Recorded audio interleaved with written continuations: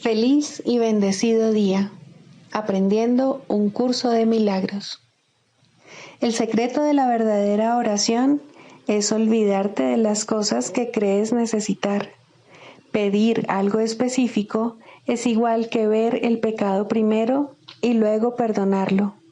Del mismo modo, al orar pasas por alto tus necesidades específicas, tal como las ves, y las dejas en manos de Dios. Ahí se convierten en los regalos que le haces, pues le dicen que no antepondrás otros dioses a Él, ni que quieres otro amor que el suyo.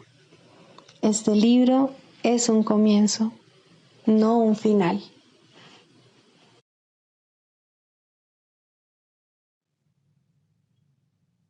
Del prefacio que postula, párrafo 11. La visión de Cristo es el don del Espíritu Santo, la alternativa que Dios nos ha dado contra la ilusión de la separación y la creencia en la realidad del pecado, la culpabilidad y la muerte. Es la única corrección para todos los errores de percepción, la reconciliación de los aparentes opuestos en los que se basa este mundo. Su benévola luz muestra todas las cosas desde otro punto de vista, reflejando el sistema de pensamiento que resulta del conocimiento y haciendo que el retorno a Dios no solo sea posible, sino inevitable. Lo que antes se consideraba una injusticia que alguien cometió contra otro, se convierte ahora en una petición de ayuda y de unión. El pecado, la enfermedad y el ataque se consideran ahora percepciones falsas que claman por el remedio que procede de la ternura y el amor. Las defensas se abandonan porque donde no hay ataque no hay necesidad de ellas. Las necesidades de nuestros hermanos se vuelven las nuestras porque son nuestros compañeros en la jornada de regreso a Dios.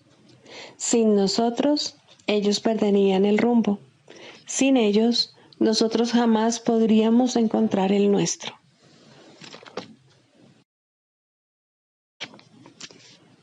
Introducción. Este es un curso de milagros. Es un curso obligatorio. Solo el momento en que decides tomarlo es voluntario. Tener libre albedrío no quiere decir que tú mismo puedas establecer el plan de estudios. Significa únicamente que puedes elegir lo que quieres aprender en cualquier momento dado. Este curso no pretende enseñar el significado del amor, pues eso está más allá de lo que se puede enseñar. Pretende, no obstante, despejar los obstáculos que impiden experimentar la presencia del amor, el cual es tu herencia natural. Lo opuesto al amor es el miedo, pero aquello que todo lo abarca no puede tener opuestos. Este curso puede, por lo tanto, resumirse muy simplemente de la siguiente manera. Nada real puede ser amenazado. Nada irreal existe. En esto radica la paz de Dios.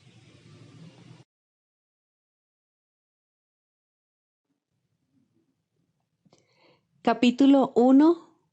El significado de los milagros. Primero, principios de los milagros. Principio 4. Todos los milagros significan vida, y Dios es el dador de la vida. Su voz te guiará muy concretamente. Se te dirá todo lo que necesitas saber.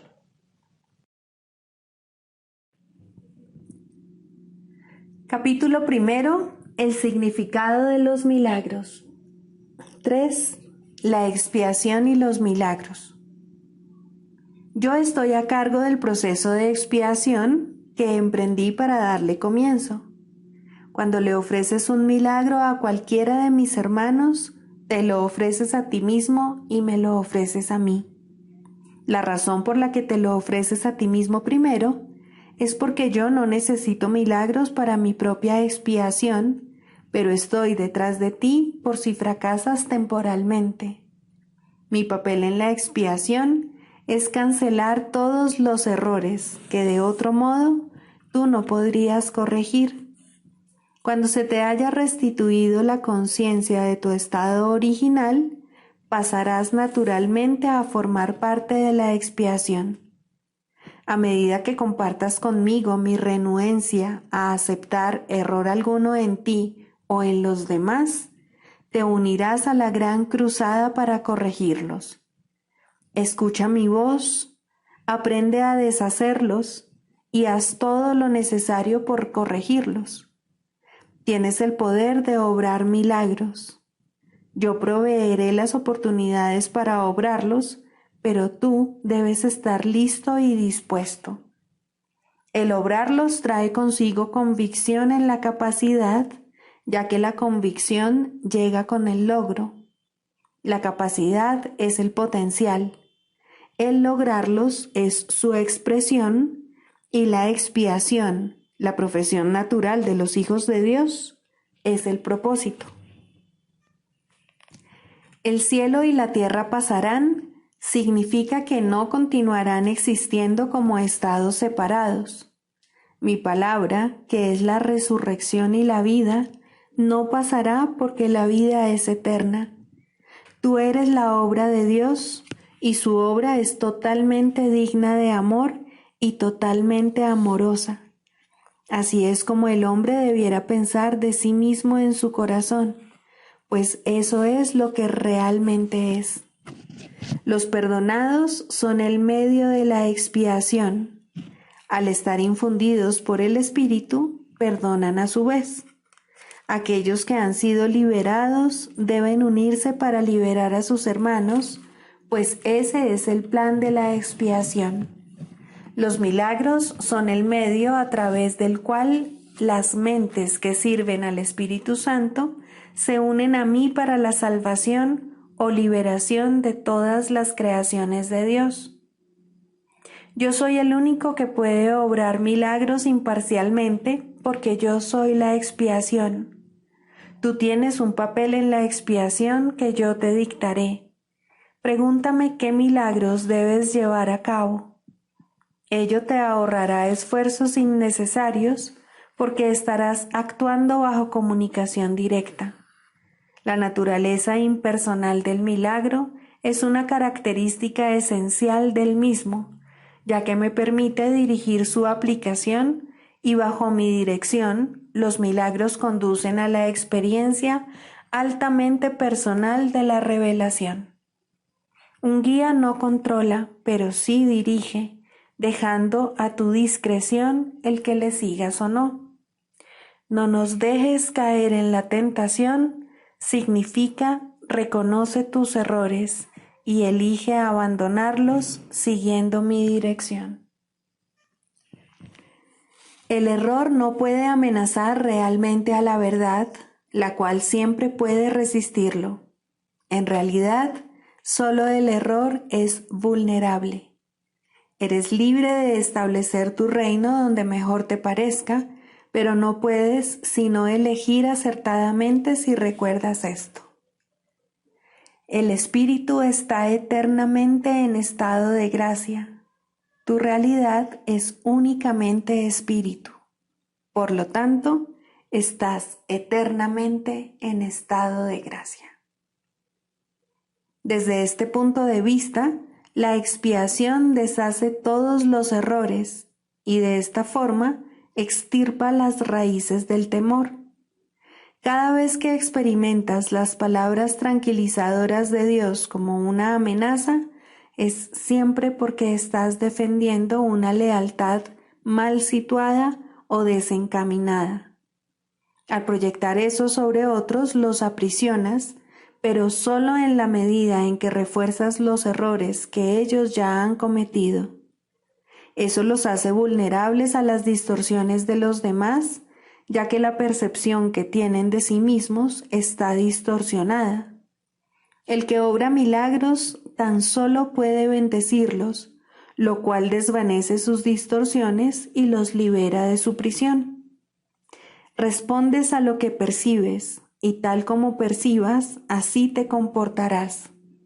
La regla de oro te pide que te comportes con los demás como tú quisieras que ellos se comportasen contigo.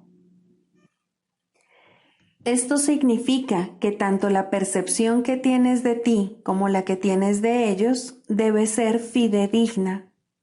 La regla de oro es la norma del comportamiento apropiado. Tú no puedes comportarte de manera apropiada a menos que percibas correctamente.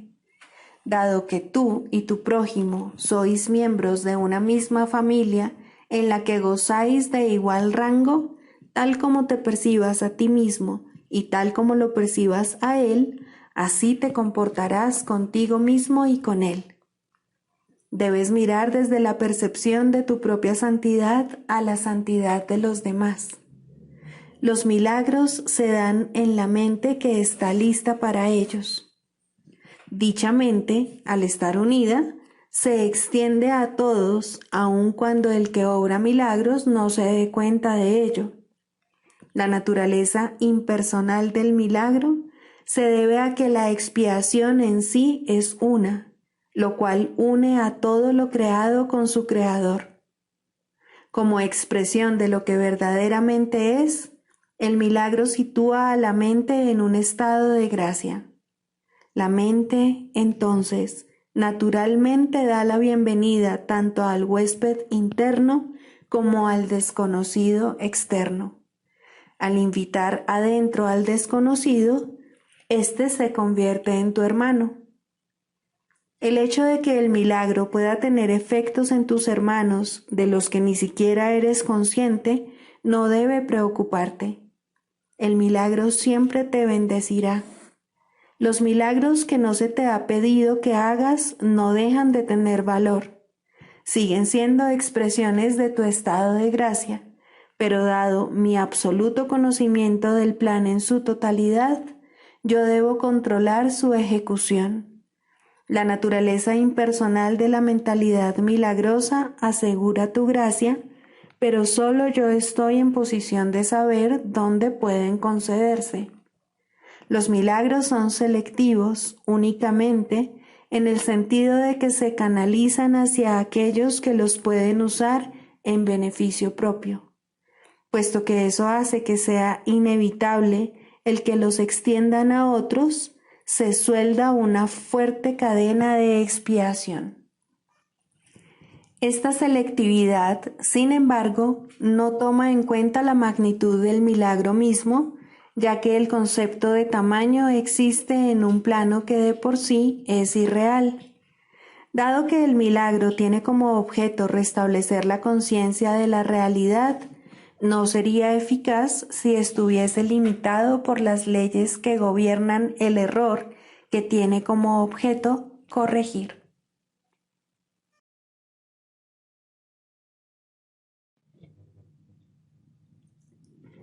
Libro de ejercicios.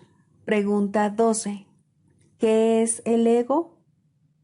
El ego no es otra cosa que idolatría, el símbolo de un yo limitado y separado, nacido en un cuerpo, condenado a sufrir y a que su vida acabe en la muerte. Es la voluntad que ve a la voluntad de Dios como su enemigo y que adopta una forma en que ésta es negada.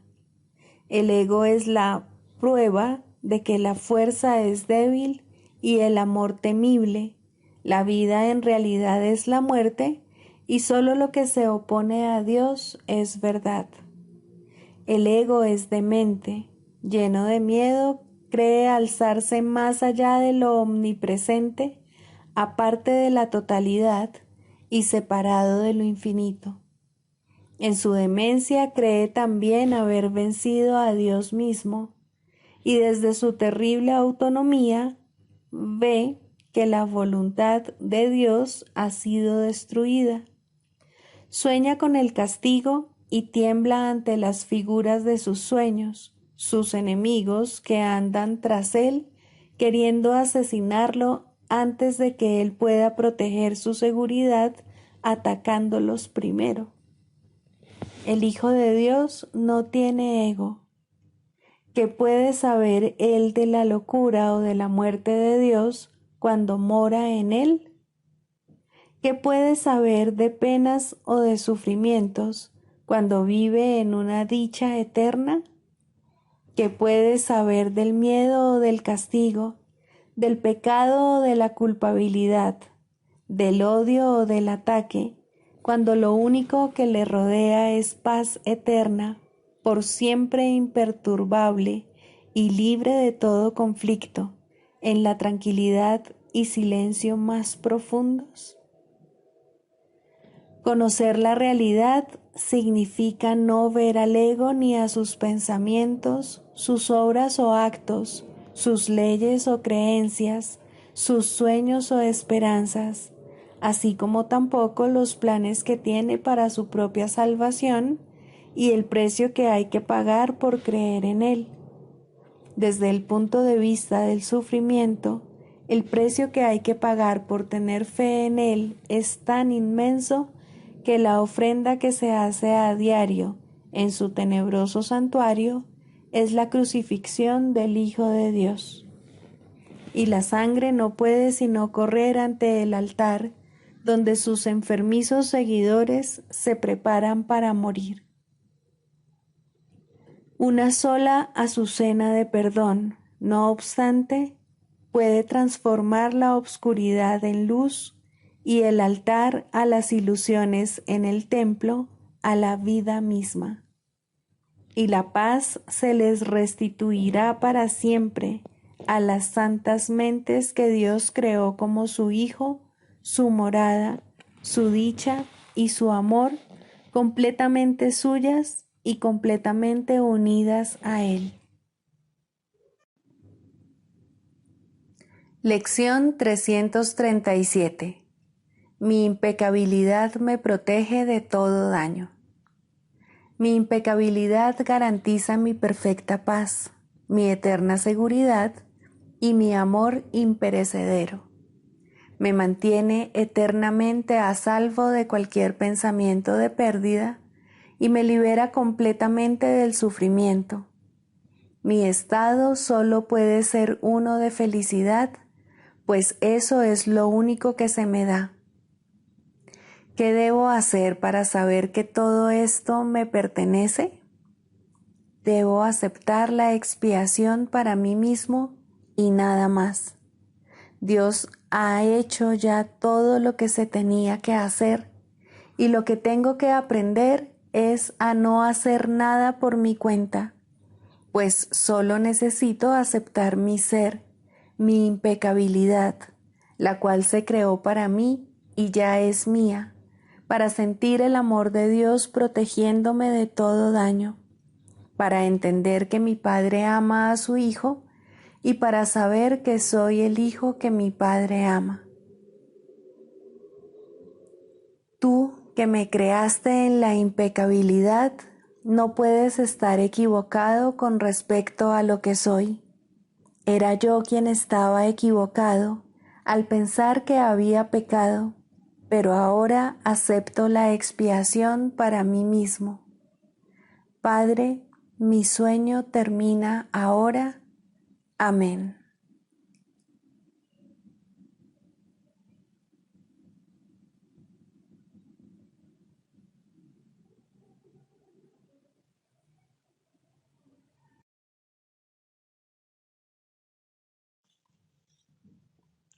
Del Manual para el Maestro, pregunta 4. ¿Cuáles son las características de los maestros de Dios?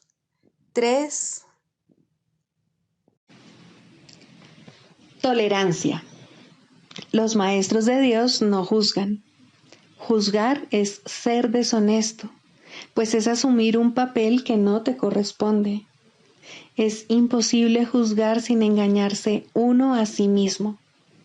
Juzgar implica que te has engañado con respecto a tus hermanos. ¿Cómo entonces no te ibas a haber engañado con respecto a ti mismo? Juzgar implica falta de confianza, y la confianza sigue siendo la piedra angular de todo el sistema del pensamiento del Maestro de Dios. Si la pierde, todo su aprendizaje se malogra. Sin juicios, todas las cosas son igualmente aceptables, pues en tal caso, ¿quién podría juzgarlas? Sin juicios, todos los hombres son hermanos, pues en ese caso, ¿quién se encontraría aparte? Juzgar destruye la honestidad y quebranta la confianza. El Maestro de Dios no puede juzgar y al mismo tiempo espera aprender.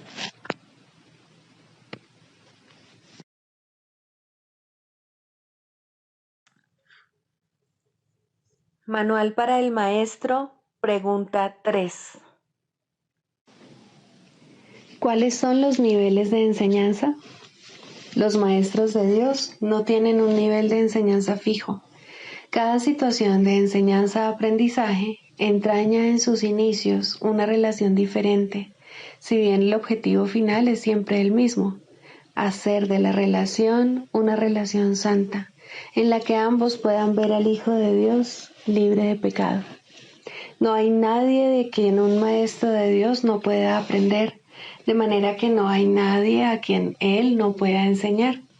Desde un punto de vista práctico, no obstante, es imposible que pueda llegar a conocer a todo el mundo, o que todo el mundo lo pueda encontrar a Él.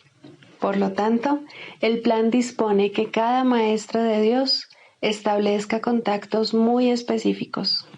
En la salvación no hay coincidencias. Los que tienen que conocerse se conocerán, ya que juntos tienen el potencial para desarrollar una relación santa. Están listos el uno para el otro. El nivel más simple de enseñanza aparenta ser bastante superficial. Consiste en lo que parecen ser encuentros fortuitos, el encuentro de dos supuestos extraños en un ascensor por casualidad. El niño que sin mirar a dónde va se tropieza con un adulto por accidente. Dos estudiantes que de pronto se encuentran caminando juntos a casa. Estos encuentros no ocurren al azar. Cada uno de ellos tiene el potencial de convertirse en una situación de enseñanza-aprendizaje. Quizá los dos supuestos extraños en el ascensor se sonrían el uno al otro.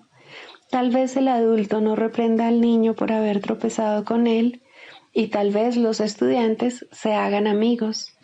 Es posible incluso, en el nivel de encuentro más fortuito, que dos personas pierdan de vista sus intereses separados, aunque solo sea por un instante. Ese instante será suficiente. La salvación ha llegado. Es difícil entender que el concepto de niveles de enseñanza del curso universal esté tan desprovisto de significado en la realidad como lo está el concepto del tiempo. La ilusión de uno permite la ilusión de otro. Con el tiempo, el Maestro de Dios parece comenzar a cambiar de parecer acerca del mundo con una sola decisión. Y luego, a medida que la enseña, aprende más y más acerca de esa nueva orientación. Hemos hablado ya de la ilusión del tiempo, pero la ilusión de diferentes niveles de enseñanza parece ser algo distinto.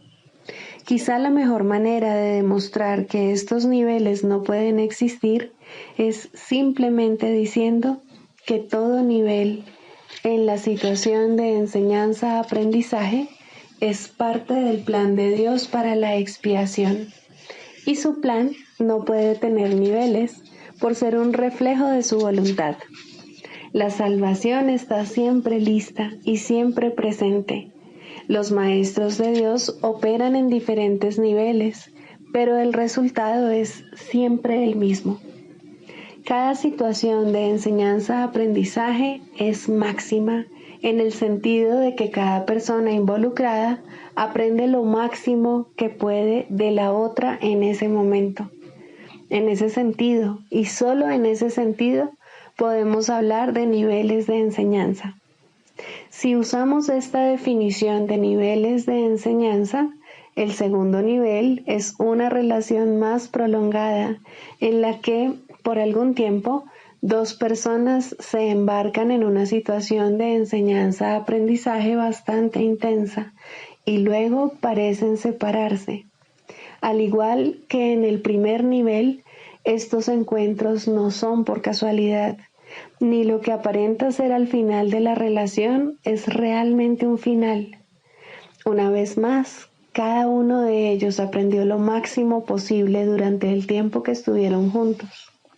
Los que se han conocido, no obstante, volverán algún día a encontrarse, pues el destino de toda relación es hacerse santa. Dios no se equivoca con respecto a su Hijo.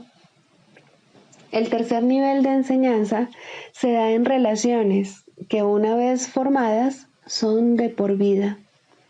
En estas situaciones de enseñanza-aprendizaje se le provee a cada persona de un compañero de aprendizaje determinado que le ofrece oportunidades ilimitadas de aprender. Por lo general, no hay muchas relaciones de este tipo, ya que su existencia implica que las personas en cuestión han alcanzado simultáneamente un nivel en el que el equilibrio entre aprendizaje y enseñanza es perfecto. Esto no significa que necesariamente se den cuenta de ello. De hecho, en la mayor parte de las ocasiones no se dan cuenta. Puede que incluso haya bastante hostilidad entre ellos por algún tiempo, o tal vez de por vida, mas si así lo deciden, tienen ante sí la lección perfecta y pueden aprenderla. Y si deciden aprenderla, se convierten en los salvadores de los maestros que flaquean y que incluso parecen fracasar.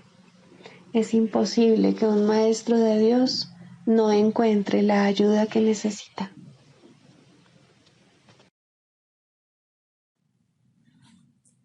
Manual para el maestro. Clarificación de términos. 6. El Espíritu Santo. Jesús es la manifestación del Espíritu Santo, a quien él invocó para que descendiese sobre la tierra después de su ascensión al cielo, es decir, después de haberse identificado completamente con el Cristo, el Hijo de Dios tal como él lo creó.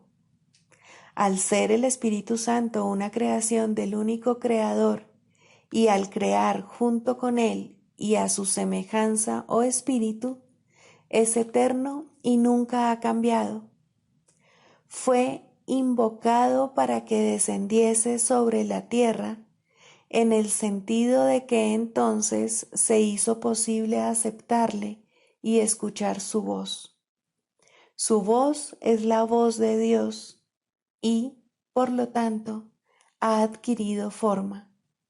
Dicha forma no es su realidad, la cual solo Dios conoce junto con Cristo, su verdadero Hijo, quien es parte de Él. Al Espíritu Santo se le describe a lo largo del curso como aquel que nos ofrece la respuesta a la separación y nos trae el plan de la expiación, al asignarnos el papel especial que nos corresponde desempeñar en dicho plan y mostrarnos exactamente en qué consiste. Él ha designado a Jesús como el líder para llevar a cabo su plan, ya que Jesús fue el primero en desempeñar perfectamente su papel. Se le ha dado pleno poder en el cielo y en la tierra, y lo compartirá contigo cuando tú hayas desempeñado el tuyo. El principio de la expiación le fue dado al Espíritu Santo mucho antes de que Jesús lo pusiese en marcha. Al Espíritu Santo se le describe como el último vínculo de comunicación que queda entre Dios y sus hijos separados. A fin de llevar a cabo esta función especial, Él ha asumido una doble función. Goza de conocimiento porque es parte de Dios, percibe porque fue enviado para salvar a la humanidad. Él es el gran principio corrector, el portador de la verdadera percepción, el poder intrínseco de la visión de Cristo. Él es la luz en la que se percibe el mundo perdonado, en el que solamente puede verse la faz de Cristo. Él nunca se olvida del Creador ni de su creación. Él nunca se olvida del Hijo de Dios. Él nunca se olvida de ti. Te brinda el amor de tu Padre en un eterno resplandor que nunca será extinguido, porque Dios mismo lo depositó ahí. El Espíritu Santo mora en la parte de tu mente, que es parte de la mente de Cristo. Él representa a tu ser y a tu Creador, quienes son uno. Habla por Dios y también por ti, ya que está unido a ambos. Por consiguiente, Él es la prueba de que ambos son uno solo. El Espíritu Santo parece ser una voz, pues de esa forma es como te comunica la palabra de Dios. Parece ser un guía por tierras lejanas, pues esa es la clase de ayuda que necesitas. Y también parece ser cualquier cosa que satisfaga las necesidades que creas tener. Pero Él no se engaña cuando te percibes a ti mismo atrapado por necesidades que no tienes. De ellas es de las que quiere liberarte. De ellas es de las que quiere ponerte a salvo. Tú eres su manifestación en este mundo. Tu hermano te invoca para que seas su voz junto con él. Por sí solo no puede ser el ayudante del Hijo de Dios, pues por sí solo no tiene ninguna función. Pero unido a ti es el resplandeciente Salvador del mundo, cuyo papel en la redención de éste tú has completado. Él te da las gracias a ti y a tu hermano, pues te elevaste con él cuando él empezó a salvar al mundo, y estarás con él cuando el tiempo haya cesado y ya no quede ni rastro de los sueños de rencor en los que bailabas al compás de la exangüe música de la muerte, pues en su lugar se oirá el himno a Dios por unos momentos más, y luego ya no se oirá más la voz, ya que no volverá a adoptar ninguna forma, sino que retornará a la eterna amorfía de Dios. 3. La práctica de la psicoterapia. Primero, la selección de pacientes. Todo aquel que se te envía es un paciente tuyo. Esto no significa que tú lo selecciones ni que escojas la clase de tratamiento adecuado, pero sí significa que nadie viene a ti por error. No hay errores en el plan de Dios. Sería un error, sin embargo, presumir que sabes lo que debe ofrecerse a todo el que viene. No te corresponde decidirlo. Hay una tendencia a asumir que se te llama constantemente a sacrificarte por aquellos que llegan. Esto difícilmente podría ser cierto. Exigir que te sacrifiques es exigir un sacrificio de Dios, y Él no sabe nada del sacrificio. ¿Quién podría pedirle a lo perfecto que sea imperfecto? ¿Quién decide entonces lo que cada hermano necesita? Seguramente no tú, que aún no reconoces quién es aquel que pide. Hay algo en él que te lo dirá si escuchas, y esa es la respuesta. Escucha. No exijas, no decidas, no sacrifiques. Escucha. Lo que oyes es verdad. ¿Mandaría Dios su Hijo a ti sin estar seguro de que reconoces sus necesidades? Piensa lo que Dios te está diciendo. Él necesita que tu voz hable por Él. ¿Podría ser algo más santo? ¿O ser un regalo mayor para ti? ¿Preferirías escoger quién sería Dios o escuchar la voz de aquel que es Dios en ti? Tus pacientes no necesitan estar físicamente presentes para que les sirvas en el nombre de Dios. Esto puede ser difícil de recordar, pero Dios no va a consentir que sus regalos para ti se limiten a los pocos que en efecto ves. Puedes ver otros también, pues la visión no está limitada a los ojos del cuerpo. Algunos no necesitan tu presencia física, te necesitan tanto y tal vez más en el instante en que se envían. Los reconocerás en la forma que pueda ser más útil para ambos. No importa cómo vengan, serían enviados en la forma en que sea más útil. Un nombre, un pensamiento, una imagen, una idea, o tal vez simplemente una sensación de estar llegando a alguien en alguna parte. La unión está en las manos del Espíritu Santo. No se puede evitar lograrla. Un terapeuta santo, un maestro de Dios avanzado, nunca olvida una cosa. No fue él quien hizo el currículo de la salvación, ni quien estableció su parte en él. Entiende que su parte es necesaria para el todo y que a través de ella reconocerá el todo cuando su parte esté completa. Entre tanto, debe aprender, y sus pacientes son el medio que se le ha enviado para su aprendizaje. ¿Qué otra cosa sino gratitud podría sentir por ellos y hacia ellos? Traen consigo a Dios. ¿Rechazaría este regalo por un guijarro o cerraría la puerta al Salvador del mundo para dejar entrar a un fantasma? Que no traicione al Hijo de Dios. Quien lo llama está más allá de su comprensión, pero no se alegraría de poder responder cuando sólo así será capaz de escuchar la llamada y entender que es la suya.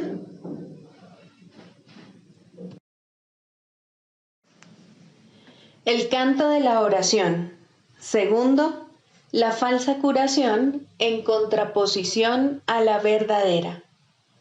La falsa curación no es más que un mísero intercambio de una ilusión por otra más agradable, de un sueño de enfermedad por uno de salud. Esto puede ocurrir en los primeros niveles de oración en combinación con un perdón bien intencionado, pero aún no comprendido del todo.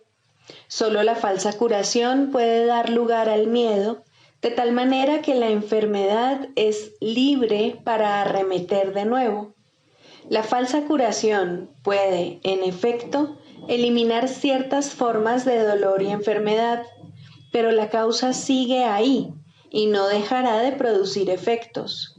La causa sigue siendo el deseo de morir y de vencer a Cristo. Y con este deseo, la muerte es segura, pues a la oración se le da respuesta.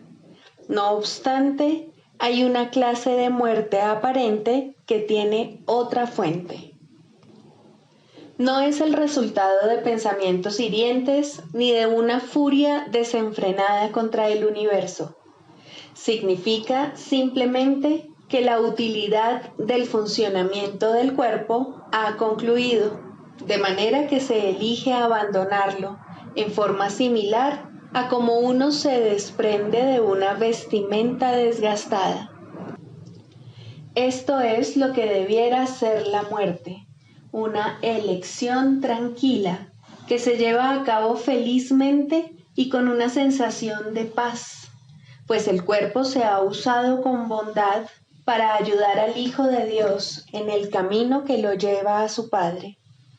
Le damos las gracias al cuerpo por el servicio que nos ha prestado, pero nos sentimos agradecidos también de que ya no haya necesidad de seguir transitando por el mundo de las limitaciones, ni de alcanzar al Cristo en formas borrosas y, a lo sumo, poder verlo claramente en amorosos destellos. Ahora podemos contemplarle sin velos, en la luz que hemos aprendido a ver nuevamente. Llamamos a esto muerte, pero es libertad. No se presenta en formas que parecen imponerse con dolor a una carne renuente, sino como una dulce bienvenida a la liberación. Si ha habido verdadera curación, esta puede ser la forma en que la muerte llegue cuando sea el momento de descansar por un rato de la labor gustosamente realizada y gustosamente concluida. Ahora nos dirigimos en paz a una atmósfera más despejada y a climas más suaves, donde no es difícil ver que los regalos que dimos nos fueron salvaguardados. Cristo nos resulta más claro ahora. Su visión es más sostenida en nosotros. Su voz, la palabra de Dios, más claramente nuestra. Este sereno pasar de un nivel de oración más elevado a un tierno perdón de las cosas del mundo solo puede recibirse con agradecimiento. Pero primero, la verdadera curación tiene que haber bendecido a la mente con amoroso perdón por los pecados con los que soñó e impuso sobre el mundo. Ahora sus sueños se desvanecen en un tranquilo descanso. Ahora su perdón viene a sanar el mundo y está lista para partir en paz, pues la jornada ha llegado a su fin y las lecciones se han aprendido. Eso no es muerte de acuerdo con el pensar del mundo, pues la muerte es cruel ante sus atemorizados ojos y se manifiesta en forma de castigo por el pecado. ¿Cómo podría entonces ser una bendición? ¿Y cómo puede dársele la bienvenida cuando se le debe temer? ¿Qué curación ha tenido lugar en semejante visión de lo que no es, sino la apertura del portal a un nivel de oración más elevado y a la dispensación de una amorosa justicia?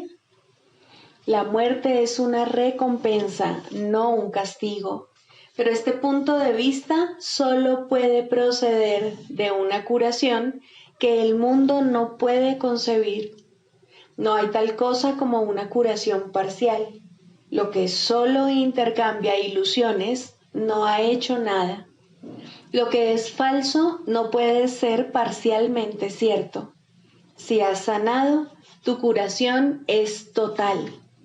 El perdón es el único regalo que puedes dar y el único que puedes recibir. La falsa curación se basa en la sanación del cuerpo, pero deja la causa de la enfermedad intacta, lista para arremeter de nuevo hasta que, en aparente victoria, provoca una muerte cruel. Se puede mantener a raya por algún tiempo y puede haber un breve respiro mientras aguarda para descargar su venganza contra el Hijo de Dios. Mas no se puede superar hasta que toda la fe que se había depositado en ella se deje de lado y se ponga en cambio en el sustituto que Dios ha provisto para los sueños malvados, un mundo en el que no hay un velo de pecado que lo mantenga en las tinieblas y desconsolado. Por fin las puertas del cielo se abren de par en par y el Hijo de Dios es libre para entrar al hogar que está listo para darle la bienvenida y que fue preparado antes que el tiempo fuese y que aún continúa esperando por él.